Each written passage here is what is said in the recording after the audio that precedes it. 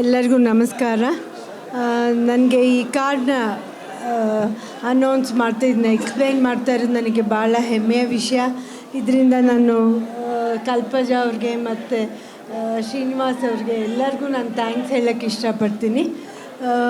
ಈ ಕಾರ್ಡ್ನ ಸೌಲಭ್ಯಗಳು ಸುಮಾರಷ್ಟಿದೆ.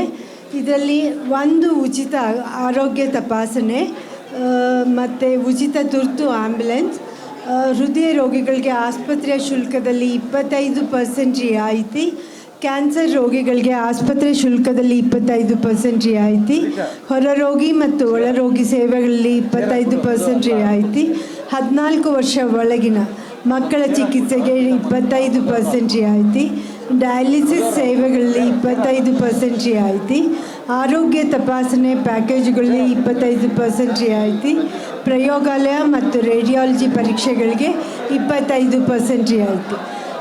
ಆಮೇಲೆ ಇದು ವ್ಯಾಲಿಡ್ ಟಿಲ್ 2029. ಸೊ ನಾನು ತುಂಬ ಥ್ಯಾಂಕ್ಸ್ ಹೇಳೋಕ್ಕೆ ಹೇಳ್ತೀನಿ. ಆ್ಯಂಡ್